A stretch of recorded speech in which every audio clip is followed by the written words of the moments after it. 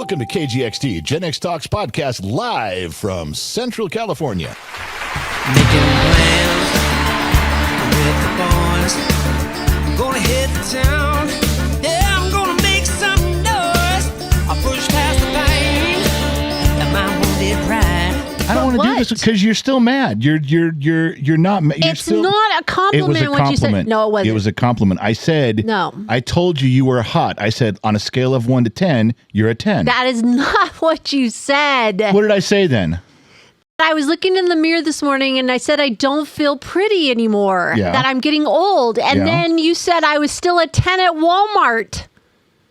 You are a 10 at a Walmart. And what's the problem? Oh my God, just start the You show, guys, you swear to dumbass. Christ almighty, you don't understand. Just anyway. started, oh my God. Welcome to Gen X Talks podcast, live from KGXT Studios, broadcasting 200 feet below occupied California in a secure bunker at an undisclosed location. Everybody knows where we are. I can't No, say they don't. They have no idea where we're at. I do feel like I'm a bunker when I'm in here. That's why I yawn. I could never be in a bunker. You know what? We figured out, though, you yawn at the Minden Studios. I can't be Encino Man. Sorry. Remember that where they lived underground? I can't do that. That was Encino Man. No, that wasn't Encino Man. What was Encino Man lived underground? You got the right actor. No. What was the name of that movie? Oh, shit. I just messed it up. What was It the was name? with Brendan Fraser. Blast from the Past. Blast from the Past. Where That's what he it was. gets locked underground in that bunker because they think a bomb blew up LA, Right but it was actor, just wrong thing. It was a plane that crashed into their house. I can't live like Encino Man. Really, you don't want to be buried for a million years? You're just a dick this morning. Stop it. Hey, I may be a dick, but you're still a 10 at Walmart. Don't you forget that. I hate it. That's not even funny. All right, we're going to end it on a high note. Thanks I for need tuning something in. a little stronger in my coffee this morning to put up with you. Wait, how long do I have? 58 No, more we're going to minutes? call it good right now because we're ending on a high note. Thank you guys for listening in. Not sure where you're listening in from around the All right, start the damn podcast. Hey, you know what? I saw it again. Elon caught another rocket landing. You know, With chopsticks? I'm telling you, I know this is a dumb way to describe it, but those rockets are as tall as like a 23-story building. They're ginormous. And he catches it with Chopsticks. an erector set. Remember erector sets? A little I kid? call them chopsticks because that's what they look like. It was an erector set. He like puts it together, bolts it together, screws it together, and goes, "Okay, catch the rocket." And he did it. I wish he would tell us or show us the crew that he has that builds like those rocket scientists that he has working He's for him. got to be because surrounded by the best guys. He has to. That's what I want to know. I mean, they're the ones that should have. I know he's smart and I know he's got great ideas. Oh yeah. But the team that he has put together is the ones that are Gotta be making incredible. this happen. Yeah, got to be So absolutely incredible. so what's telling me is they're smarter than NASA. Oh, by far. Yeah. So it's like, who are these They're people? super smart, smarter than NASA, and they don't waste the money. They're like, NASA's on a trajectory of, well, we do things the NASA way. And independent people, not just Elon, there's lots of people like, dude, that is not the best way to go about this. So if you're going to keep doing that, you're going to be on the wrong track. End of story. Made rockets recyclable. He's recycling his rockets. So I have some sad news to tell you. One of your favorite people died or was found dead this morning. Gene Hackman. I saw the headline on that. I mean, he was old. Oh yeah, He was in 95. his 90s. But they said the headline. I only got the 2-sentence blurb on it was that he had passed away with his wife and his dog, and they were in different rooms. That's all I got. Oh, they were in different. And I thought, that my first thought was like carbon monoxide poisoning or something. If there was if they said no foul play, it said Gene Hackman, his wife, his dog were found dead, no foul play suspected, and said they were in different rooms. That was the 2-sentence headline, and I didn't read any further, so I don't know anything more Things about are it. still developing. Right before we came on here, I heard that they'd been dead for a little while. Wow, I don't. So it's not, they weren't just all of a sudden died today or whatever or yesterday, but That does bother me because everybody knows I've been very clear about how I feel about this kind of stuff in my life. And when someone's out there, an actor, I assume they're still out there. yes. I assume it's hard for me to look and think when I see Eddie Van Halen, I think he's playing. I don't think he's gone. Yeah, I know. I don't think those things. Because I think part of it is like him. It's our age. We think we're still invincible right now. Like for me, it's something much simpler. I know what it is for me, and this is going to sound dumb, but I'm this basic. I went to Disneyland a bunch of times growing up, and I love Disneyland. Know right where it is. If I want to go back, Disneyland's right there. I grew up going to the Pacific Ocean. I can go to Zuma. I can go to Santa Monica Pier. I know right where it is. I have good feelings, good memories, and it's right where I left it. Right, exactly. And that's how I feel about houses that I've lived in with my grandparents and my parents. That's how I feel about actors. That's how I feel about musicians. I think I'm the only one getting old. And sometimes I don't feel old until I look in a mirror. I think everything's right where I left it. Hey, you know what? We should go back to Disneyland. Okay, let's go. It's a little different, but it's still Disneyland. Hey, we should go see Van Halen. Well, you can't. I don't process that very well. For me, everything is right where I left it. Even when I saw pictures of Gene Hackman, I'm like, wow, he got old. Yes. I pictured him, in his 60s and 70s. In those movies, I just think things are right where I left them, and I don't know why I think that way. I'm dumb like that, I'll admit it, but I do. Yeah. That's just how I feel about it. There's lots of conspiracy theories out there about they found him on the day that they're supposed to release the Epstein file today, and did he know something? Well, we had a discussion. I said, well, I mean, it could be a good theory that he's older. He's been in Hollywood forever. I'm sure he's seen a lot of stuff. So what's the theory? That he was going to give his opinion about it, or who he knew that was involved with it. Your conspiracy theory with you and your girlfriends is that once the Epstein list came out, he was going to say, by the way, I know a ton of other shit going on in Hollywood. Let me just because he was at 95. Why would he say that now? He wouldn't say anything right now. Why would he even care? I don't know. If he was going to say something, you think he'd have done it a long time ago. Because he was still making movies. I don't think he went to Epstein. He's not on the list. I don't think he gave a shit. You know what? You and your conspiracy women keep pouring. I'm not saying it's mine. More whiskey in your coffee. Okay. Well, speaking of Epstein. Yeah. Theory thing, and what about Pam Bondi doing the list? I think it's going to be a bummer. I think it's going to be kind of like a Geraldo Rivera thing. It's going to be, and we're all going to go, oh. Didn't I cover this already? Didn't I talk about this in a show the other night? I said, okay, the list comes out and we find out, oh, it's the same list that they've been already secretly circulating, or pretty close. So what? Every person on that list is going to say the same thing. Every person on that list is going to go, well, honey, yeah, I didn't go there. Look at these dates. I was filming. I was in Argentina. And out of 13 dates, there was 9 of them. It wasn't even there. Well, what about the other 4? All right, I went there, but I wasn't with underage girls. I wasn't part of that thing. Whatever they were doing with underage girls, underage boys, okay, I wasn't part of that. Everyone's going to say that. Unless you have proof that they did it, no one's going to say, all right, you caught me. Every single person on that list is going to deny that the list is accurate. Then they're going to deny that they were part of it. Oh, that was on island number 2. I only hung out on island number 7. I don't know anything about that. I was just there for the casino night. But what do you think is going to happen to Hollywood when the list comes out? Do you think it's going to affect it? Maybe, okay, there might be a couple of divorces. There might be a couple of women that go, I fucking knew it. I knew your name was on that list. There might be a couple of those. But what about Hollywood in general, like the people, the public? Because of everything that's happening right now with the government and how... you think there's momentum? Yeah, like are more people going to go anti-Hollywood because it's happening? What if? Yeah, that's exactly right. I kind of am. No, I kind of am with. You're kind of anti-Hollywood now. Are you? If so, okay. Let's say Tom Hanks' name come out on the list, and it says he was there 13 times. Are you going to change the way you already feel about Tom Hanks? Because you already don't kind of care. Well, yes, I won't. No, I won't watch any of his movies going forward because of Epstein Island. Yes. So anybody on that list, you're gonna if George Clooney's on that list, absolutely no more. You're gonna draw a line in the sand. Absolutely. Okay, I'm just saying That's just me. If somebody that is just. I think a lot of people are gonna go, yeah, I figured as much. Yeah, that makes sense.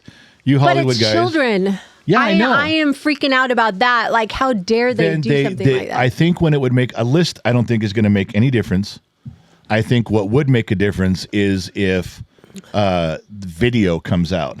I mean, they can blur it out, of course. Yeah, but if a video comes out and says, oh, okay, this actor was in the room with, 3 13-year-old girls. Yeah, then shit hits the fan.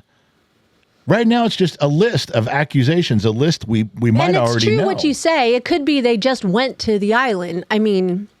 there's no proof that happened. I get what you're saying. It's a long way to go for a cup of coffee, though. I mean, you know why you're there. Yeah. I'm just saying that I don't, in the American mindset, now submit this for evidence for the jury. I don't know. I'm just thinking right now the list. Oh, here's the list. Okay, kind of what we knew. A few more names are actually on it.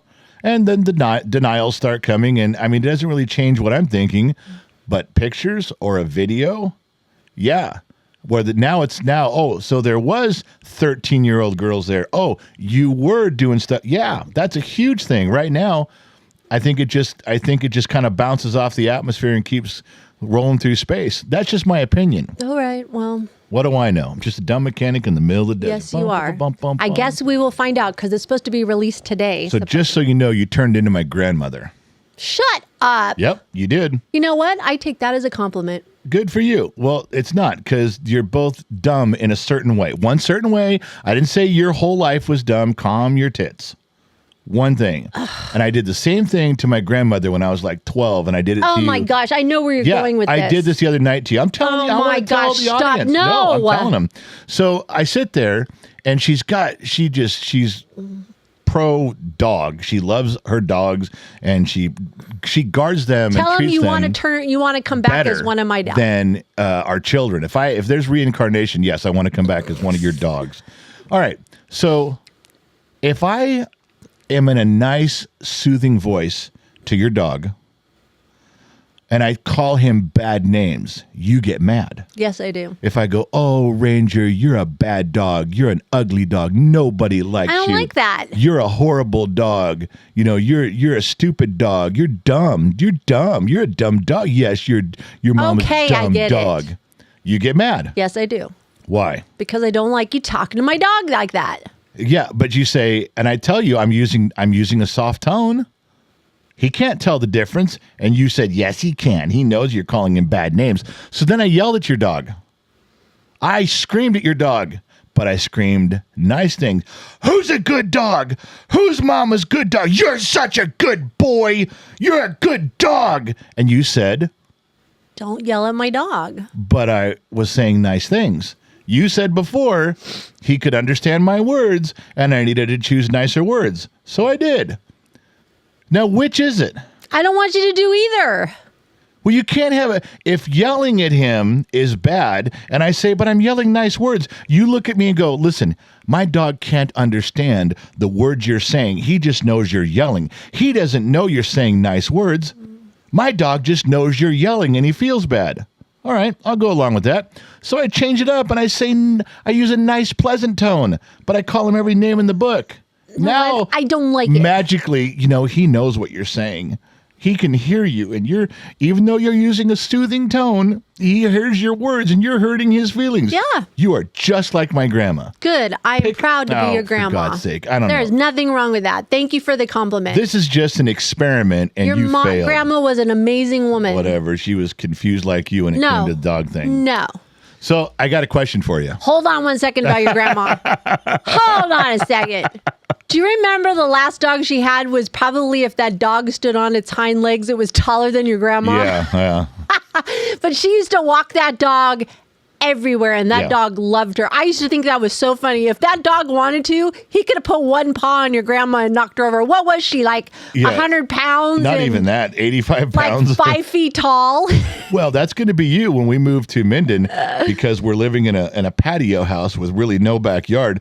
We have to walk these dogs every day. We have to go do something with them. I'm so excited about that. I mean, every day we got to get out. Yeah, you keep saying that. Yeah, well, maybe I should send you. No. You're the one that needs more walking than me. Your dogs. Your dogs. So if you get a puppy, guess who's walking it? When I get a puppy, we'll be in the house on the property, and I can let him out. Yeah, you're still walking your ass all over the property. Anyway, so what? So there was a study that came out that said 70% of women watch porn before they go to bed. 70% of women so I'm in the 30%. watch porn before they go to bed. So I'm going to ask you.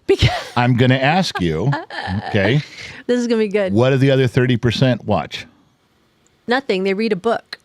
It's they're watching something. 70% of women watch porn before they go to bed. Watch this show I'm with their asking you, husband. what's the other 30% do?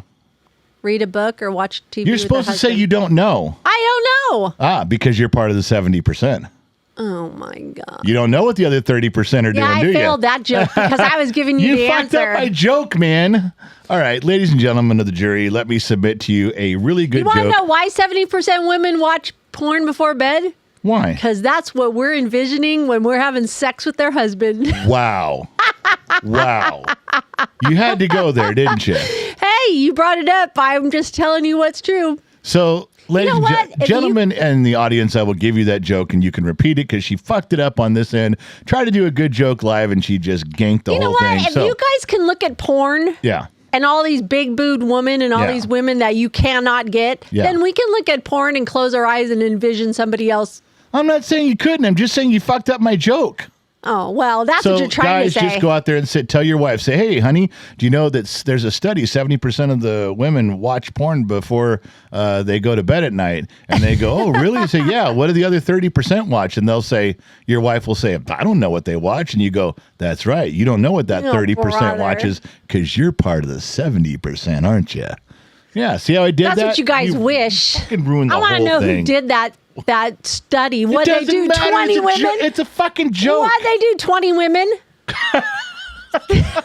What are you know? it's And like- what age group? Oh, for Christ's sake. You're tearing apart a joke and making it too analytical now. Hey, You're you fucking know, everything up. whatever. Okay, so is it true? It just came out today that the IRS is closing like, I don't know, 100, 120 offices. I saw that too. Didn't have time to click through it, but it's possible that it's on pace with what the administration is doing. Just like, hey, we're thinking about moving IRS agents and closing shit down.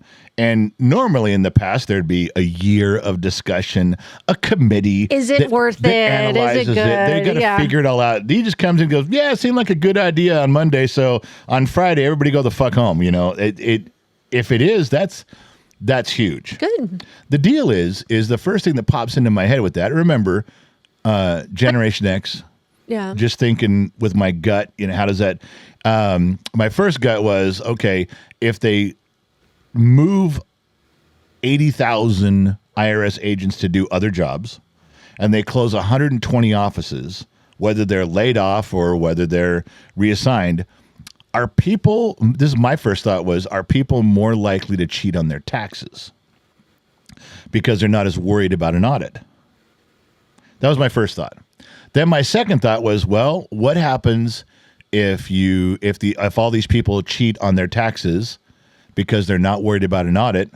Well, then they keep more of their money. Well, what do they do with it? They spend it.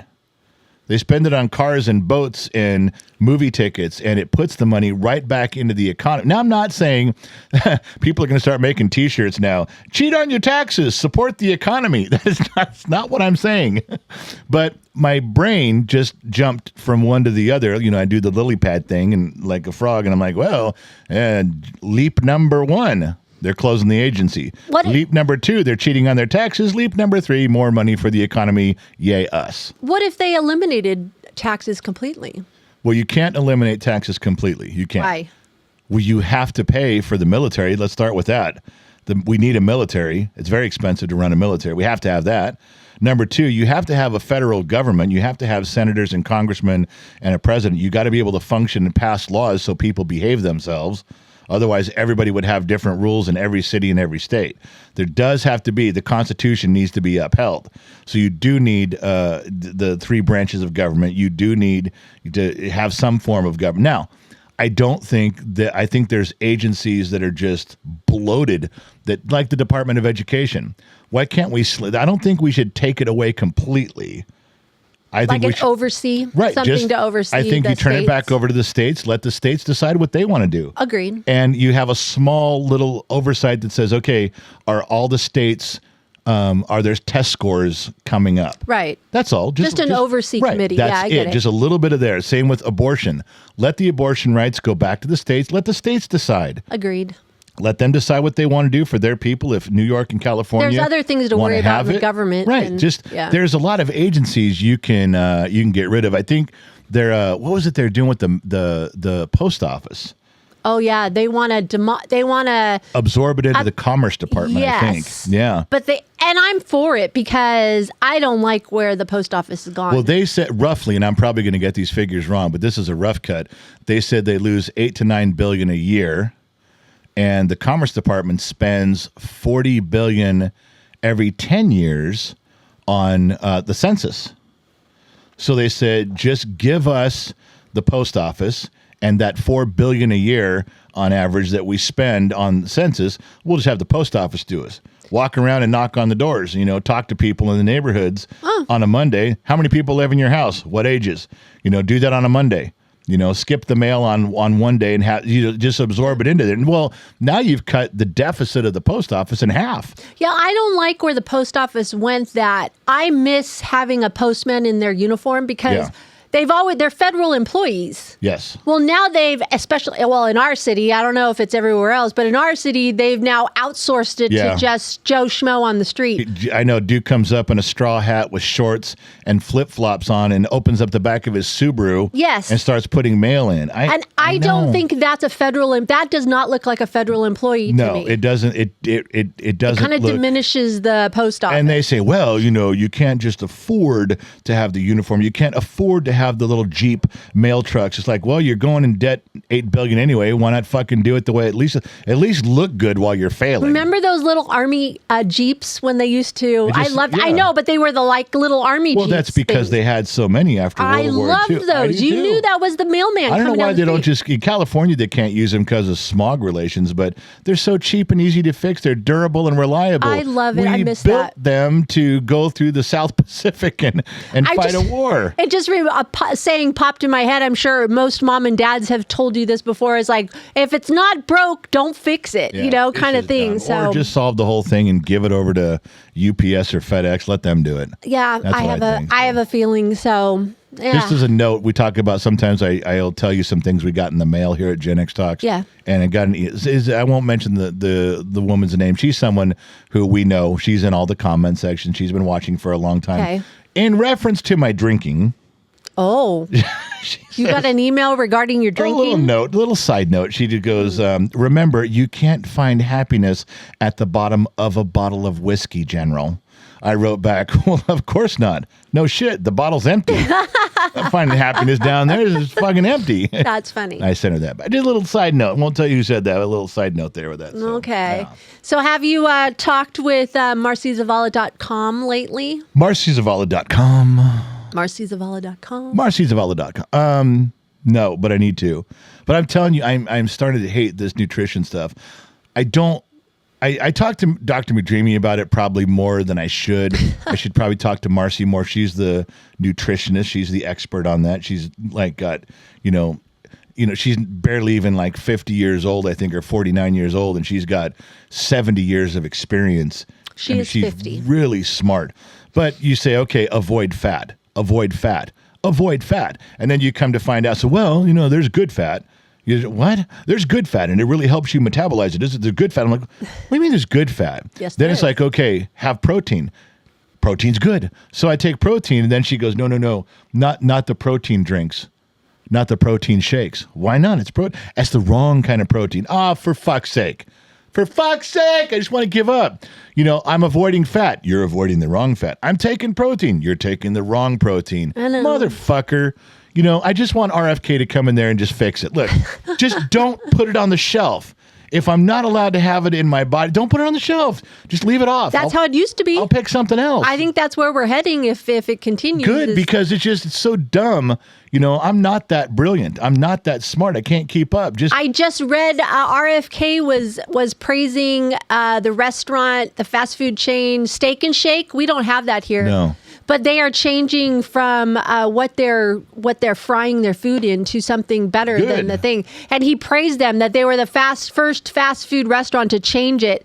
So, yeah, if they would just tweak it just slightly, go back to what we grew up on. Because people make comments all the time. McDonald's tasted different 30, 40 years ago. Sure. It's, all these places, and we can tell. We've lived it. We've gone through this. The kids nowadays, our kids, don't know what it used to taste like, No. you know? So let's go back to what we, grew up on and go from there. If you tell me, what you just said, if that's true, if one of the fast food chains has changed and people catch on Right. and start going there, Right. then another one will, and another one will. And once 5 or 6 smaller ones do, and they're picking up business, well, McDonald's would have to. It's supply and demand. It's capitalism. They're like, well, fuck it, we got to change. They would be forced that way. That's a great first step. Yeah. I like that. So, but other one, yeah. Yeah. Also, one more thing real quick before we move on, because I'm looking. I'm sure it has something to do with me. Well, yeah. It's always about me. Isn't it? Yeah, isn't everything? I thought this was the day that I get to pick on you, but I guess it's been reversed today. Well, I've been trying to go on full offense because I'm tired of going on these shows where I'm on defense. This is my only day that I can do this. Why? What is your? I didn't know. I've known you since I was 5. Been married to you for 150 years. I never knew that you had a thing about setting stuff on a Bible. Oh God! Where did that come from? I should not have said that to you. No, you didn't. I went to set something on. You go, no, don't set anything on the Bible. And I went, what? I mean, I wasn't setting a can of Coca-Cola that was going to stain it or put a ring. It could be a piece of paper. I can't even throw away like a Bible. Like, I have like 20 different Bibles on my shelf that people have given or we have collected or something, or it's the kids. I can't throw it away. I got that. I can't give it away. Okay, that makes But I cannot put anything on top of a Bible.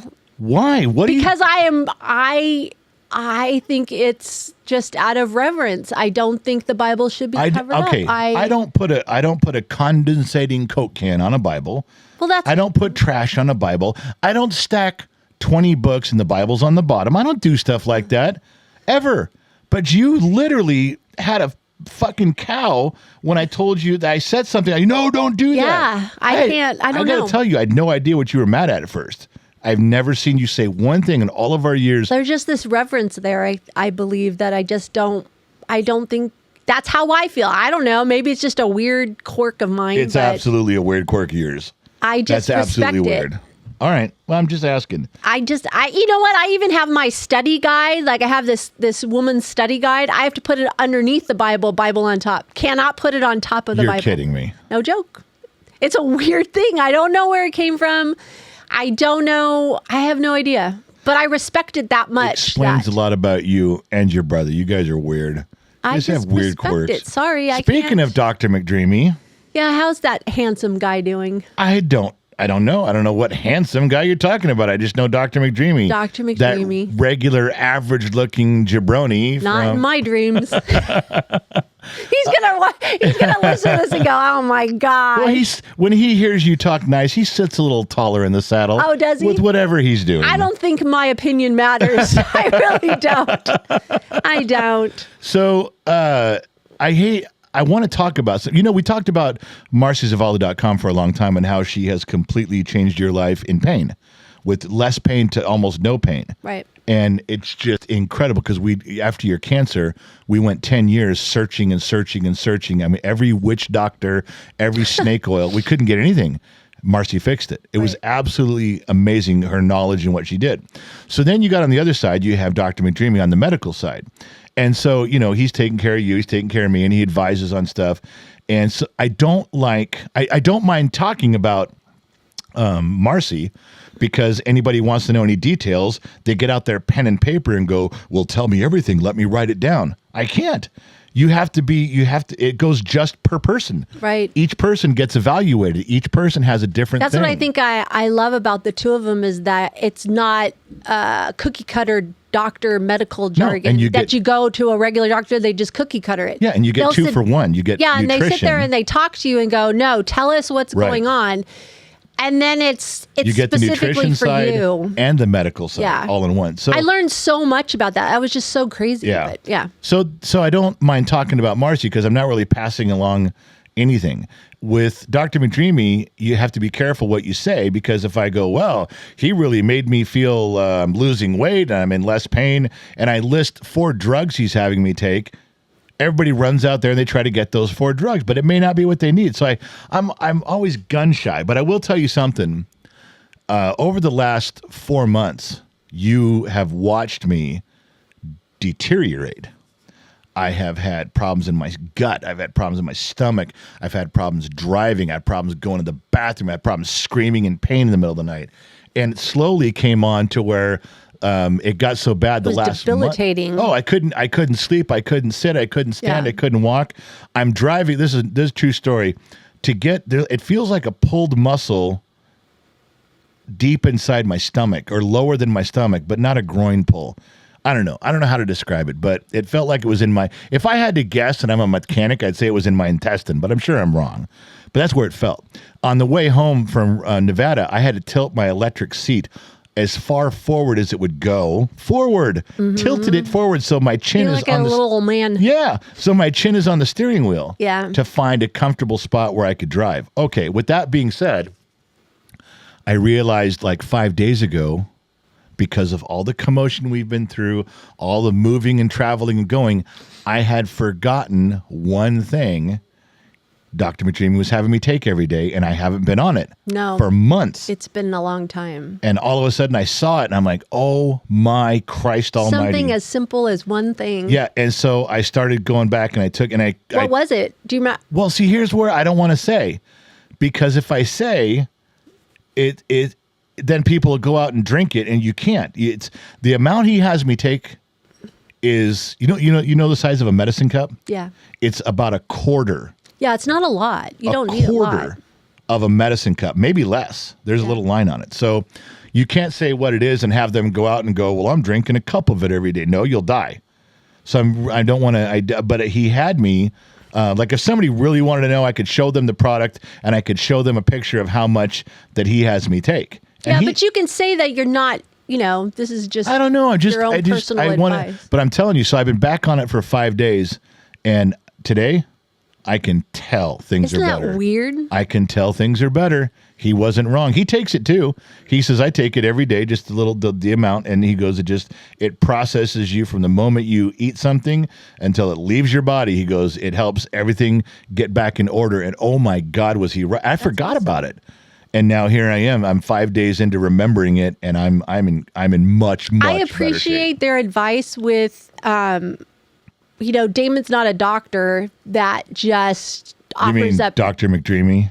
Yeah, Dr. McDreamy. Everybody knows his name. I don't say that name. You call him Dr. McDreamy on the show, goddammit. Oh my gosh. Dr. McDreamy is not a doctor that just signs over a prescription. No. I appreciate him doing other stuff before it's a prescription, Yeah. or if he does, like my blood pressure was up. I don't even know if we talked about this. One of the times I went into the doctor for girl things, my blood pressure was up and I was feeling some things with it. And I had called him and said, hey, this is what's going on. It's been up. And he prescribed me a very low dosage. Yeah. Of blood pressure medicine just to see. It wasn't like, here, let's go to the highest blood pressure medicine there was. But we have a lot going on. So it could be just that. But Well, my favorite thing is that when I come up with something that's bothering me, the first thing that happens is Marcy goes, oh, you got this issue? Okay, add a little of this to your diet. Take away a little bit of that. And then if it works, there is no prescription from Dr. McDreamy. The nutrition side changed it just enough. Yeah, exactly. I love that part first because she's like, yeah, like she'll say, oh, you got that going on? Okay, eat more bananas and no more soda at all. Zero soda, more bananas. Call me in a week. And then 10 days later, you're like, holy shit, I feel better. Okay, no prescription needed. Yeah. She knows what's going on. And Dr. McDreamy will say, well, this is what I'm looking at. She goes, yeah, let's try the diet first. Change 2 things. I love that part about it. Anyway. We just real quick about that. We had somebody pop in to say that they need a Dr. McDreamy and a Marcy Zavala question and answer show. Yeah, we were trying to. When I went up there before and we couldn't. That time I got sick and I missed that show. Yeah, I had all the show prep done that same day. I was trying to get stuff done in Minden so that I could call Dr. McDreamy and say, hey, run over here and let me do another interview. We did the interview with him, but I wanted another one. I just couldn't do it. You know what would be great is if people emailed us questions for them. Oh, yeah. Like ahead of time, and you can talk to them and say, hey, so-and-so said this. Yeah. What would you advise? I wonder if they would do that. That would be very cool. Yeah, Dr. McDreamy. I've got 2 that I need to do with Dr. McDreamy. One is Fight Doctor Part 2, which we both really want to do. Now that we got the preliminary one out of the way, we really want to get heavy into the fight scene on that, which he knows better than anybody. I mean, better than anybody in the United States. Once we get up there, it'll be a lot easier. The other one is, I'd love to have Marcy and him back on, and it'd make it a 2-hour podcast, field questions, and let them tell us how things work. They're so smart about that, and they can explain it. Marcy used to overtalk it to where she'd lose you. But when I interview with her, I slow her down and go, no, I don't get that. And then she backs up. Once she realizes she's talking to a 12-year-old, then she gets it.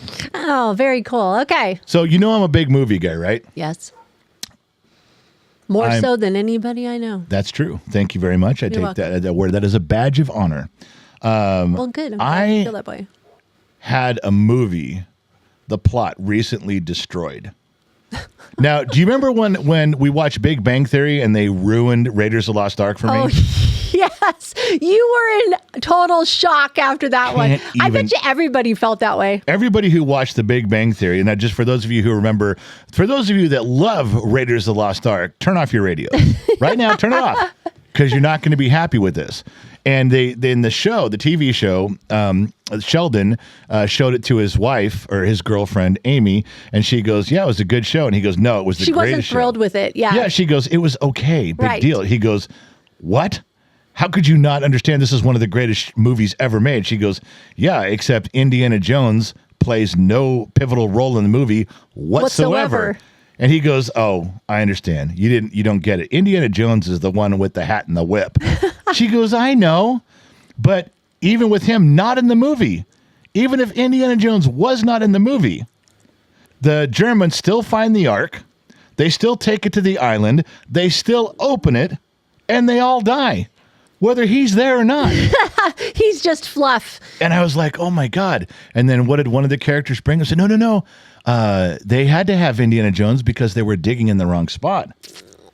And they got the medallion, and then someone pointed out, "Yeah, but if Indiana Jones wasn't in the movie, he wouldn't have stole the medallion, and the Germans would have had it and been digging in the right spot." Oh. Then they said, "Wait a minute. At the very end of the movie, Indiana Jones boxed up the Ark and shipped it back to the United States government. He was necessary." And then someone goes, "Yeah, but he fucked that up too. It was supposed to go to a museum. It ended up in a warehouse." Oh. So, okay, that was a pretty big blow. Oh, yeah, you were very upset for days. You were trying to figure out if it was true or not for days. Yes. So, it makes me not even think about the discussion about him riding on the submarine for 6 days as they draw the map. He hangs onto the outside of the submarine for 6 days through the Mediterranean. I don't think so, but let's skip that. Wizard of Oz. What about it? It's all bullshit. According to who? Hear me out. Okay. Who's the good person in this show? In the Wizard of Oz, who's the good person? Who's the hero? Dorothy. Yeah, what are you looking at? It's been a while. Who's an evil person in the movie? Who's the bad person? The witch. Okay. Or wasn't she the neighbor or something? Well, no, don't go to the analogy part. Just watch the movie. Okay, let's think about this. Was the witch the evil, wicked, green face witch? Was she really the bad person? First thing that happens, somebody kills her sister. Not her fault. Now she's just pissed. Then she goes to take the shoes. They stole her shoes. And they appeared on Dorothy. Now she turns around. She's like, "Okay, fuckers, you killed my sister. You stole my shoes." All right, I'm not done. Okay. So who did this? Who finagled this? Glenda. Remember the good witch Glenda? Yes. She facilitated the whole tornado house dropping. She put the shoes on Dorothy. Then she sends Dorothy off down the road. And Dorothy goes to the wizard, the professor guy. As soon as she exposes him, this powerful guy, he gets in a balloon and leaves town. Now Glenda's eliminated 2 enemies, 2 powerful people in Oz. And then she tricks Dorothy into throwing water on the other witch and kills her too. Huh. And oh my gosh. oh, now hold on. So Glenda has facilitated the death of 2 evil witches, has facilitated the exiting of the only other powerful person in Oz, the professor. That motherfucker's gone. Now it's just her land. And then she gets rid of Dorothy by sending her back to Kansas. And if she was really a good witch, if Glenda was a good witch, why did she say, oh, by the way, you could have gone home anytime you wanted to. Just click your heels together. You had it at your power the whole time. You could have left whenever you wanted. That's total bullshit. Holy shit. Yeah. You see where I'm going with this? So Glenda was yeah, that she bitch. was that's what I'm trying to say. I think she was the evil person in the whole movie. Dude. What a terrible thing to say. All the trauma you've went through, you could have avoided it. That movie used to scare the shit out of me. Yeah. When I was younger. I'm just letting you know that. Now I'm gonna have to go back and watch it. It's not right. I'm telling you, the person who pointed that out to me, I'm like, holy shit, you're right. You fucking ruined that movie for me. I'm just saying. All right. You had to bring that up today. What was it? I don't know. It popped. Was that just a random thought that was in your head? It was. Oh my Sorry God. about that. This is what I live with people daily. I just get. You want to know what what popped in my head this morning? You were in the bathroom getting ready, and I was sitting at my desk, and I was typing something into my phone, and I always misspell the word garage. I fat finger it. I hit a T instead of an R, so I always write garage. And fat finger typing. Fat finger typing. I got to go back and fix it. And it's so funny because some of our cameras, our security cameras, Briggs always makes fun of me because he goes, oh, did you check the garage camera? Yes. Because I labeled it that. I never went back and fixed it. So it's been a running joke forever. Yes. All right. This morning, I typed in something. I forget. I was in Discord or something. And I typed in garage. And I typed it in correctly. Okay. Garage. And my phone goes, did you mean garage? My phone is now I've typed it in wrong so many times. Oh my God, that's hilarious. My phone recommended, did you mean garage? Oh my God. That's funny. Sounds French. Garage, yeah. Is that what you're doing, French now? I don't know. My phone's like, my phone hilarious. Is so dumb. It's like, well, my phone looks at me. I'm your obedient servant. I'm just trying to help. Did you mean garage? So guess what? Yeah. I got an email from I won't say who that said we were supposed to do a Dayton story and we put it off. But when I came to you about it, we were like, I don't know what it is. Okay. Because I stopped you. But I remember the event. We were doing this in a podcast, and I said, oh, I was going to tell them what happened when we went up to Dayton, when we went to Minden. And you go, no. Save it for tonight's Bottom of the Glass Nation show. I don't think we ever told it. And I don't know what the story was now. I don't know if anybody remembers. You better be on your phone. Can you check and see if someone knows? I want to say it was 2 weeks ago, 10 days ago. At some point, we stopped the show right at the end, and I was going to tell some Dayton story, some Nevada story, and I hinted to what it was. Right. And then you stopped me. Does anybody out there in radio and TV land remember what the fuck I was talking about? Because I don't have a clue. Recall. I really don't know. Maybe somebody. Well, whoever emailed you also contacted me, and they went looking through the episodes, and then I told them where to go look for another thing was without any audio problems. The YouTube. They were looking at the video version, and YouTube erased part of it because of copyright. Anyway, and I said, well, go to Spotify or go to Apple and you can listen to the whole podcast. It's all there. Nothing's edited out. And he still couldn't find it. Huh. So I don't know what it was, but whatever it was, I had a great story. This is a proof right now. What? When I have a great idea, I should just let it go. Don't shut me up. Oh my God. That's right. You let it go. Well, there's some people saying, yeah, I remember you didn't say, but I don't know. I can't remember what it was either. But I ran right into you and goes, oh my gosh, we forgot to do something. And the look on our faces, we both knew that was true, that we did that, but we couldn't remember what it was. We didn't put down any notes. No, there's a yawn. And I saw you sneak 2 other yawns. I was just being quiet. Shoot, I thought I was going to get through the whole thing. Oh, so you bore me. That's what it is. Why are you yawning? You're boring. You are boring, honey. You're so boring. So Briggs comes to me the other day. I can't stand. I saw a funny clip. Do you remember in Ghostbusters when Rick Moranis says, And during the second reconciliation of the slaughter, it came as a giant ox and came and killed everybody. Many ghouls and zools was known to be roasted in the depths of the slaughter that day, I could tell you. You know, that's his character. It's pretty, you're welcome. Yeah, thank you. Look, everybody clapping. I did a pretty good impersonation of Rick Moranis there. You're welcome. Low torque? Yeah.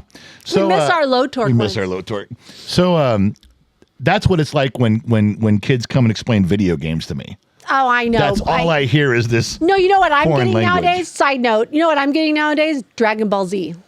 Oh, you're getting those stories? I'm getting those stories. Well, you're getting video games. I'm getting Dragon Ball Z. So it's what it's like is when you listen to that scene in Ghostbusters. That's what it's like when I'm trying to understand what the fuck they're talking about. So Briggs comes to me and listen to this. This is how dumb our son is. He goes, there's this new game. I don't even remember the name of the game. It's an open world game, which means like in Red Dead Redemption, you know, when you're a character and you can walk around the Old West and you could walk from California to Nevada if you wanted to. And they've got this whole world that the video creators have built. Because you could walk for days, Dad, new towns and rivers and grizzly bears. You can walk forever to this new adventure, this new town. Dad, I could sit in the studio. I'd have to order a pizza because to play the game walking, if I don't have a horse or I don't have a car, I could walk for days. And it's this big open world and there's skies and the sun and sometimes it rains and sometimes it snows and you can walk until there's lakes and rivers and oceans. And I go, yeah, kind of like the fucking world right outside your door. He goes, what? I go, that's what the Earth is, dummy. That's another Big Bang reference when he was on the video screen. What are you doing? I'm walking through the forest. Oh, yeah, I want some fresh air. He puts on his goggles and goes into a video game where he's walking through a forest. That's where saying, we come. I just needed some fresh air. And then he has the pine He thing. smells like, the pine, the car. The car freshener, so he can smell the pine. So he can smell the pine. That's what the kids are doing That's what Briggs does. Yeah. And he tells me he spends like 15 minutes describing this great big world. And I go, just walk out the fucking door. You know, get a backpack, go to the end of the street and turn right and keep walking. The world is a real adventure about that. Amen. And he looks at me, he goes, yeah, but you can't press pause in real life. He goes, I can't press pause and go. That's what we've been missing this whole time. The whole time. He wanted, his words were, he goes, you can't press pause and walk inside and have some of Mom's Mountain Dew cake and a glass of milk. He goes, if I'm out in the real world, I miss all that stuff. I go, oh, for Christ's sake. That's funny. Failed as a parent. That's what we've been missing this whole time is a pause button. Yeah. How many times have we wanted to pause life? Well, see, now there's a theory, since you brought this up. There's a very good, I'm behind this theory. That we're in a video game? Nope. What? That the reason we behave the way we do versus the way millennials and Gen Zs behave the way they do is based on video games. We didn't have a save button. If you died, you started over. If you shut off the game, you fucking started over. All of our games for the first 10 years, we didn't have a save file for the first 10 years of video games. You died at the last boss. You fucking start all over again. If you fought Mike Tyson and lost, you went back to Glass Joe and you started with Glass Joe and you had to work your way through the ranks again. That's true. These kids today have all their progress is saved. And they can keep trying this one thing till they get it right. We didn't. That's we had a great to go analogy. all the way back up and punch our way through. If we failed, start back over, punch our way through, all the way to the very end of whatever game you were playing. You had to start back at the beginning. It wasn't. That is a great analogy. Well, he was the person who came up with this, much smarter than me, obviously. I believe that there's some truth to that and how those fucking guys go through this. You know who's calling me right now? I have no idea. Your fucking guy from Canada's calling the shop phone. I am not taking a call in the middle of a podcast. Shy did that to me the other day. You made me take the call in the middle of a live stream. I did. I put on the headphones and connect. I'm not doing that for, I don't know. Why would Graham be calling from Canada? Do we attack? The tariff started? Is he calling to say, you guys are running over the border, man. Get the fuck out of here, eh? You're attacking. Why would we want to go to Canada? I don't know. Why else would Graham be calling me from Canada right now? I don't know. Anyway, so that's a video game theory that it teaches, it has taught us how to behave and how we just start back over and we pick ourselves back up and do it. And those kids don't like those games. They like to save their progress. Of course they do. So wouldn't we all? Yeah, wouldn't we all? Yeah. So that's a gig, but just that is such a great analogy, though. I keep saying that, but I'm thinking, how many times were we knocked on our And you got to start like over. said. Yeah, you got to knock your dick in the dirt and you got to start over. Yeah, I get it. But it was whoever came up with that is fucking spot on as far as I'm concerned. Amen. So who asked you today to make sure that we did a kid update? Dr. Shadowlight. Not Michael Dawson? I figured Michael Dawson would want that. It No, was Dr. Michael Shadowlight? Dawson is nowhere to be found right now. Bullshit. He's all over the place. He's commenting. He's on the kids' shows. He's all over the place. But Graham Gordon is he's typing on the Discord thread He's right in now.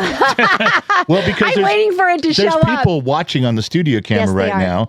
There's people in the Discord chat room as we're going on. You're reading live chat. So Yeah. So for Dr. Shadowlight, and Dr. Shadowlight, well, I'll get to that in a minute. Remind me not right. to leave without a Dr. Shadowlight update. Okay. Okay. I'll try. There's 2 short updates for the kids. You guys, it summarizes. Well, first before you start that, we need to catch them up that our adventure with Dayton. We are now Well, we're in the process of of moving, and we're getting the realtor. I had a terrible night last night, and I couldn't make my appointment with the realtor this morning. So we'll do it soon. But he's not. I'm sure he's listening. So we're not. But we giving did up rent on a him. house. But we leased the house up there so we can have. We rented a house so we can build. We have to have a place to be while we build. So we rented a little house in Minden, really close to the Sun Valley Fox. We'll take some of our stuff up there. It'll be just fine for getting us going. It's kind of like a little bit bigger than an apartment, but it's close to everything we need to be. So yes, we're moving. Now, the kid update is, you guys have been following along the kid update. I'm going to tell you, this just about summarizes both of them in a short couple sentences. I sat Jade down and said, listen, I'm trying to tell you with all of my heart that I love you, and I've been around this planet a long time. I've seen a lot of stuff, and I'm telling you, you need to get out of this town. She goes, what do you mean? I said, you are stuck here. You're in a rut. I'm not saying you're a bad person. I'm not saying it's a bad town. We need a new place. You got to break start. free. I said, I want you to go move to Nebraska with your sister. I will help you for 6 months. I know. I will help you get a you're going job. to I will Nebraska. help you get your schooling that she's been trying to go to school. I'm going to be a nurse. I'm going to be a nurse. I'm going to be a nurse. I said, you've been Now we saying that for yawn. 6 years. You're not going to. You're just saying you're going to. You're never really going to, though. Sounds good. But you need to go do this. And I know you're going to be, well, what about my boyfriend? And I said, well, people separate for college all the time. People in the military separate for 10 months on deployment. It happens. If it's And meant to be, you'll still be there. relationships survive. You'll be fine. Hey, we survived So it. here's what I said. I said, I will get you there and I will help you do all this. Your sister's on board. She's ready to help. Her husband's ready to help. Everybody's good to go. And if you don't like it, I'll help you come back. In 6 months, you can come right back. So she even talked to her boyfriend. He goes, well, I just don't want you to find somebody else, or not come back. But yeah, it's cool if you go. Everything was fine. And she looked at me the other day and she goes, I can't leave. Hold on, back up. He really said that to her? Yeah, he goes, well, I don't want you to find someone else. And I'm worried This that you're is new to not me. going to come back. Why wouldn't he put a ring on it? Well, he was just having a conversation, and she goes, no, I'll be back. He goes, okay, as long as you say you're not going to find another guy, and as long as you say Oh, you're going to come Lord. back, go ahead and go. He was Okay. very agreeable. I couldn't have made him say that any better to let my daughter go. And he did it all on his own.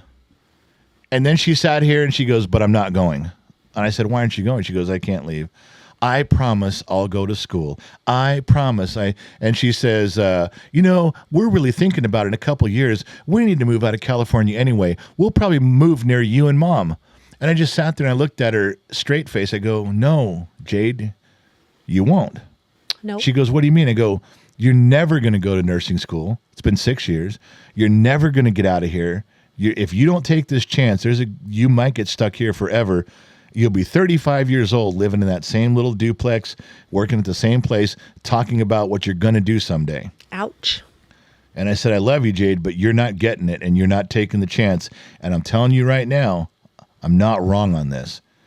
Because if you don't like it, then come back. There's a big bad world out there. Come back to your life. If you don't like it, if I'm wrong and another job out in another state and a change of pace, if it doesn't change you and I'm wrong, come back. Oh my God. That's some of the things that I wish I would have done when I was younger. So now I do the same conversation with Briggs. Yeah. I sit him down and go, you fucked everything up. Your Cutco knife thing didn't work like you thought. I go, going to college didn't work out like you thought. You still want to, but at least he tried. You're doing all these things and you're just quitting and you're fumbling around. You're stepping on your dick. I said, listen, I need you. And this wasn't part of the original plan. I said, I need you to move to Nevada with me. I said, you got to go to Chico anyway. In September, your chick's going to be up in Chico, and you're a lot closer to Chico if you're with me. Right. Come up with me, move in with me, help me move, get a job. Let's get your truck fixed up. Let's get the job thing going. Let's get you on your feet. Tell your girl you're moving up there. You come visit if you want to, but you get up there and you start socking money away. And he went to his girlfriend's dad, who lives in, his parents are separated or divorced, lives in a different place. He said, if you come down to visit my daughter, because she lives at the mom's house, he goes, you can stay here. Yeah, he told me that yesterday. So that's, so when I tell him, the same thing I told Jade, gave her the whole speech. She goes, no, I'm not leaving. I told Briggs the whole story. He goes, well, let's go. Yes, he did. He has your mentality. He's so excited that it's a new place. Guess what else he told me? Yeah. Here's the other thing, totally different than Jade. He said to me, he goes, oh, I've been looking at jobs in Gardnerville and in Minden. I said, you what? What? He goes, yeah, I've already been looking. I have some feelers out. I'm gonna, and I was like, he'll do it. Wow. He'll get a job up there. I know he will. There's where we're living, there's big industrial complexes, just miles away, but the big towns are far away. And people don't want to drive to these industrial places, these big warehouses where UPS does their distribution center or where Starbucks does their there's more. He don't want to drive. He's already there. Yeah. He's like, look, there. Dude, I live down the street. Give me the job. Be here every morning. He'll get a job. He'll do it. But I think he will too. But that's the difference. Jade could have said, well, let me see what's available in Nebraska. She hasn't even looked. She could have gone out there for a month or 3 weeks and checked it out. She can't leave. She's not going to leave. Nope. Not at all. So anyway. All right. Do you want to do your Dr. Shadowlight update now or later? Yeah, real quick. So the Dr. Shadowlight, you're on blast right now. The banana sauce update, the banana sauce union update. So trying to figure out how to rent a truck cheaply.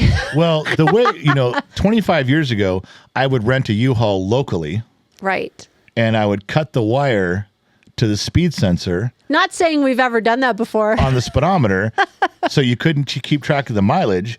And then I would reconnect the wire, but then it would leave a check engine light on that the wire had been tampered with on the speed sensor. Well, I'm a mechanic. I'd go clear the codes. So that we've done that. No, not allegedly. Allegedly. So let's assume I'm not going to go that route. There's no social media or 57 or video proof of what we just said to you. So now I got to play it straight. And if I rent one locally, it's an incredible amount of money because of the mileage. Yeah. If I rent a truck one way, it's about $980, plus gas and insurance. It's about $1,000 each time I do it. So I said, let's get one of the big enclosed trailers. You can rent it for $40 a day. You can take them out of state, bring them back, as long as you bring them back.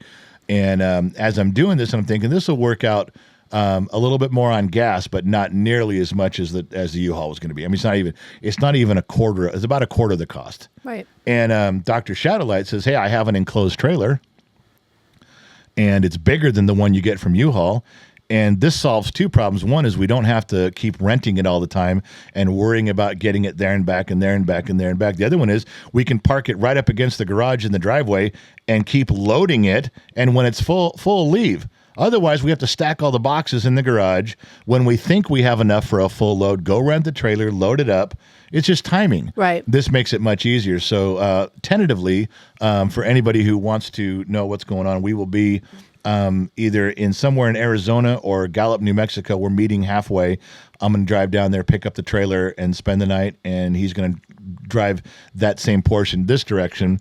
The only bad part is that, and this is bad. It's really bad. What's bad? I'm being rescued by the Banana Sauce Union.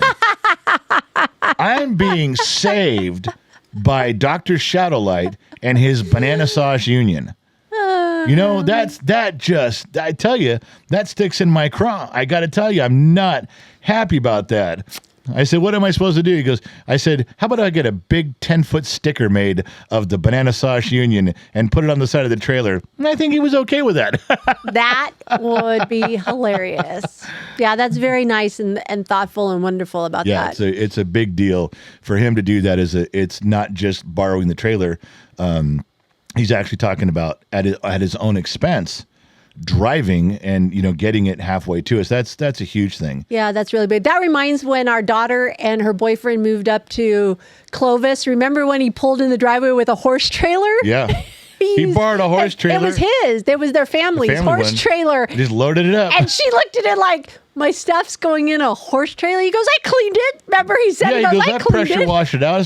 He goes, it smells like horses, but it's okay. It's clean. Our daughter was just like, I said, well. All of her nice, dainty, pretty stuff is going in to this horse trailer. And she looks at me and goes, Dad, what do? I go, load as much in the truck as you can. That was hilarious when that would happen. So there's two things to talk about with that aspect of friendship. And for Dr. Shadowlight to do at his own expense, that's not just being helpful, like, hey, borrow my trailer. That's saying, I'm going to spend my time and my money to help you. Because there's a lot of people in our lives that could spend time and could spend money, and they could, and they just just watch us go by. But that's why the bottom of the glass nation, it's family. Gen X Talks is family. And we're getting some payback karma because we've always helped other people. I mean, with money, with time. We've very seldom have we held back on that our whole lives. Right. And we make fun of it that one show that we'd probably have more money now if we had been a little more selfish. But I don't want to. I'll suffer a little bit now because it was a good feeling to help people back then. We feel better with that. We do. And so this is one thing. I'm going to branch off into feelings here, real quick. Feelings? Well, it's only going to be real quick. I want to tell you something that. Discussion. Hold on a second. You have feelings? I do. I got one or two. I found them the other day. Just for today? No, I held on to them. I got two before I lost them. But they're going to be gone by the end of the day. They might be, but let me talk now. By the time the bottom of the glass nation starts. Don't stop me from talking. We'll miss the story. We've already learned that lesson. I'm not going to name any specific names, but my wife and I know somebody, married person and kids, and I wouldn't say they're poor. But they do not have a ton of money. They work and they get by and they do their stuff, but they have no aspirations like most of us do. I got to get a newer car. I got to get a house that's acceptable if people come over, that they look at me and say, okay, you live in a nice house, not a beautiful house, but you have these things you always worry about, like, well, what do people think about where I live? What do people think? And so you're always trying to get, do I have enough money in the bank? These people that my wife and I know, they live paycheck to paycheck, basically. And every day, all they think about is, let's go out. Let's go to this event. Let's go to this place. Let's have this dinner. And you look at them and go, you're not getting anywhere in life. You're not accomplishing anything. And they would if they don't know they're unhappy. Right. They wouldn't know they're unhappy until someone sat them down and said, well, you didn't buy a house. Your car is 10 years old. You don't have any money put away. They'd go, oh shit, I guess I'm unhappy. I didn't realize it till you told me. Because they spend every single day just being happy with each other, with their kids, traveling short distances. And when one trip's over, they're planning the next one. And they're just small. Yeah. They're just drive and go and view and see and do and play. And if I did that because of where my emotional mindset is, I would think everyone around me would be shaking their head going, boy, you're just fucking up your whole life. But these people are genuinely happy every single day. And when you get to the end of life, you're like, well, I did finally get my house. I did finally save up some money in the bank. I did finally get things where it's supposed to be. I got my body, I have my bank account is in order and my body is in good condition. But these people are going to get to the end of their life and go, I lived. Well, they're going to look at me and go, was I supposed to do something different? I had fun every day. I loved my wife every day. I loved my kids every day. I thought I was happy. Was I not? And I got to tell you, I'm almost envious of that. Sometimes I think, God, how can they be happy it was such a simple life. And I'm upset that I can't be, that I'm always, and I put myself in check all the time using these people that we know as an example of like, God, just relax. You know, well, let me give you something that's hitting me now. You know, we've had 8 kids. We've collected a lot of things, right? As we're downsizing, I'm actually going through things and going, God, I really don't need this. Like I'm downsizing and simplifying our move of things. Right. And I was talking to St. Donna about that because she's doing it now that she's older. Yeah. She's kind of going through her things. And I go, her kids are gone too. What we treasured maybe 10, 20 years ago, it's not that important to me, and I'm trying to gift it to somebody else. Sure. She takes it to an abused woman shelter. I'm taking it locally to the homeless or wherever here in town. And I'm thinking, you know what? You and I don't need this. No, but at the time, as we collected these things and did these things, we thought we were going, you know what, I would never knock anybody. If somebody comes up and says, well, I own 3 buildings and 5 houses and 10 cars, and I got $6 million in the bank. Well, if that was where you went to be happy, and then go ahead.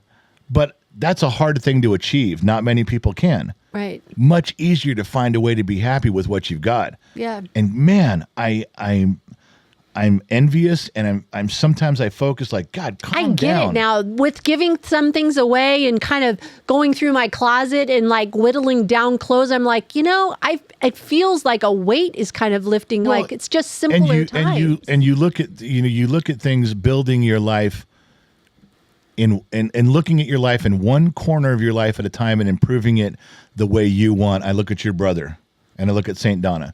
So they have a very average middle-class house. Yeah. And he drives an old Dodge truck that's got faded paint, doesn't care. That thing is a workhorse, and it does great, and you don't care if you scratch it up, it doesn't matter. Right. And he's perfectly happy walking outside with his shorts and his tennis shoes on. He doesn't care. And what I mean by addressing the corners of your life, I'm learning this from him, is that so they take this very average middle-class house, but when it's time to do something in the kitchen, well, they upgrade the counters. They upgrade the oven. They upgrade a little bit of they don't go out and buy a mansion just because they could. Yeah. They don't do that. Like, well, I'm keeping my home, but I'm all right. I'm going to upgrade a few little corners of it, or I'm going to change the paint and the windows next year. And they just improve the condition that they're in a little bit. Yeah. They just take their average life and they do something that makes them happy. A little thing. They don't go out and say, well, I have to have 4 more houses, and I have one in Paris, and I have one in Los Angeles, and I have... No, they don't do that at all. They absolutely improve their existing life one little corner at a time. And these other people that I'm referring to who live so simply, and I'm not saying they don't have worries, I'm sure they do, but they improve their life by the things they enjoy doing and collecting and being. And it's just real simple. And I keep using this phrase. They wouldn't know they were unhappy or behind unless someone explained it to them. Right. They're like, oh, I was just trying to do that. This is what I enjoy doing. And they're living life every day. No, they may have trouble when they're 70. They may have to live with their kids. They may not have money put away. They may be a little bit of a burden. I get that. You know what? If my mom wanted to blow all her money and come live with me when she was older, fine. I don't care. That's my job. I'll take care of her. I think my mom went down to $300 in her checking account when we were done. And I was like, when we looked at that, my brother just shook his head like, how did my dad know that it was going to get down? How did my dad, that's what he kept saying. He goes, how did dad know? Like my dad made it okay for 12 years. She lived on her own and paid all the stuff. And we put in a few bucks here and there, but she had $300 left in her checking account. And you know what? I don't think my mom would have changed her life one bit. There's 2 phrases about that. The one I always use is, the last check I write is going to bounce. That's what I always say. Right. The other one my grandfather always said, for your words of wisdom later in life, my grandpa said, try to run out of whiskey and time on the same day. Oh. That was just a simple, and that doesn't always have to be whiskey. It can be money. Run out of money and time on the same day. It's kind of what my mom did. Yeah, I was going to say. Kind of what my mom did, and I don't think she'd change a thing. The only thing she had was her house. Yeah. That was it. It was her house. That one stable thing that they had their whole marriage, the same house from the day they started their life in California was that house. Yeah. And I just think she lived. My mom and dad lived. Well, they spent their retirement traveling all over the world, 57 years old, I find myself evaluating people around me and trying to take the best parts of what I see from other people and applying them towards me. I can look at people and go, I don't want to be like that. And I'm not. I look at people and go, God, I'd like to do a little bit like that. And I will. And then I look at this other couple that we were talking about that I'm a little envious of how happy they are with so much less than what I think I have. And I want to strive to be that happy. And I know you can't buy it.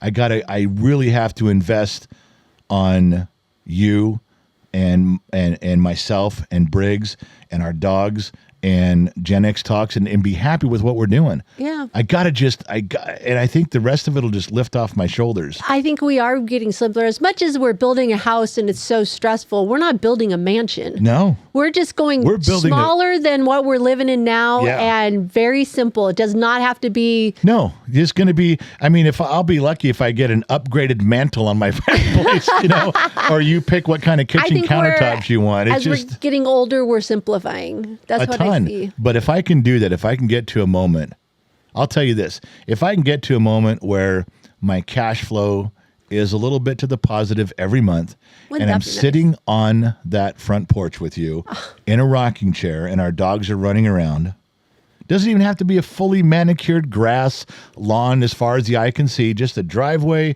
that's cleaned up with the rocking chairs, and I got a cold drink in my hand, and we're not going behind every month. I can't think of a more pleasant way to spend my years. Me either. But I didn't get that way with my own ambition. I got that way by looking at others and going, holy shit, they're so much more together with their brain and their emotions than me, and trying to readjust, going, God, what am I doing here? Yeah. It's amazing to watch that. And I'm taking a little bit away from everybody around me, everybody that I'm near. Agreed. That's all. So Agreed. There's my thoughts. I didn't mean to go off that, but so did you want my my car story? Because we haven't done one in a couple weeks, and I got one. Yeah, go ahead. And it's pretty simple. Okay. In Oregon, I lived in Central Oregon for a while, and they have changeover season for tires. We've talked about this before. They actually have studded tires. You push in a piece of metal that protrudes. You can hear tires clack, clack, clack, clack, clack, going down the road. And they're for snow and ice. They grab the ice and they help you, but you can only run them for a certain time. It's November 1st, roughly, to April 1st. Then you go into a tire store and you take off the tires and wheels and you put on the other ones. Now, a lot of people just have the rubber tires, and you take off the rubber tires and you put on the new ones. It's summertime now, and you refill them. You balance it with air. You rebalance them, and you put in the back of their trunk or the back of their pickup truck the studded tires, just the rubber part. But there's a lot of people that come in with them mounted on wheels. They have, chrome wheels for summer. They have the regular stock iron wheels for winter that get all screwed up. But when the summer comes, they bring them into you, and they've got nice summer tires they're on. You shine up their wheels for them. You clean them up. You put them on now. They got nice shiny chrome wheels for spring and summer, and they go all, so you change over. I had a tire store, and there was one year where I had some new guys. We'd run about 13 guys during the heat of this period. We'd hire temporary guys because it was so busy. We'd start really early and work really late into the night. And they knew what they were doing. And this particular day, it was the perfect storm of bad luck for me. Oh, gosh. It was some new guys working with some veterans. I had to leave for about 40 minutes. And while I was gone, there must have been 40 or 50 vehicles there, because they drop them off in the morning, come pick them up at night. So you have all day to get through all these cars and trucks. There was probably 5 Honda Civics and 6 Chevy pickup trucks. Oh, there were some very similar vehicles. Yeah, I remember the story. So the next day, after everybody had gone home, I start getting phone calls. And they're like, hey, my wife dropped off our car or our truck. These aren't my wheels and tires. I remember this. I was like, what are you talking about? So, well, these aren't my wheels and tires. I have $4,000 wheels and tires for my lifted Chevy truck, and you put on some shitty stock. And I'm like, whoa. 11 cars I remember. This day was horrid. left with either the wrong rims and tires or the wrong tires. 11 cars had gone out that way. They had shifted tires and wheels around, and I had to get them all back in, and people were angry. Thought I stole their tires. They thought I stole their wheels. Had to come back in. Okay, calm down. I had to leave for a little bit, and these guys just put them on the and I had to go back and redo all that work again. For free. And calm everybody down, and then go kick the shit out of the people. I'm like, what the fuck are you doing? It's like, well, we didn't know. We take a little crayon, like it's called a grease pencil, but it's a really thick crayon, and you write the name of the person on the inside of the tire. So you check the paperwork, and if it says Smith, you put it on Smith's. If there's two Smiths, go figure it out. But everybody has a different name. Everybody has a different car. You write it on the inside of the tire. You can't fuck it up. If it says blue Chevy, don't put it on a red Ford. See, that's what happens when you leave your own business. I was gone barely over half an hour. I remember that story. Anyway, so there's one of your car stories that just the guys were in a hurry. A lot of cars, a lot of trucks, put them on the wrong ones, and the next day, boy, I got in trouble for that. So there you go. Trials and tribulations of a business owner. Yeah, we got a little bit serious, a little heavy on there. Didn't mean to go heavy on you guys. Trying to keep the podcast light and entertaining. Good. But we had a mix of good, bad, and ugly. Yeah, we did. So that's it. Is there anything else to add, or are we pretty much done for today? I think we are done. All right. Well, then say goodnight, Gracie. Good night, Gracie. Thank you guys for tuning in. Thank you guys for listening in. Not sure where you found us from around the planet, AM, FM, Sirius XM, or perhaps you tuned in on the Armed Service Radio Network. Remember two things in life.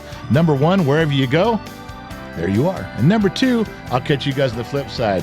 I'm out. Bye-bye. Microphones are going out, damn it.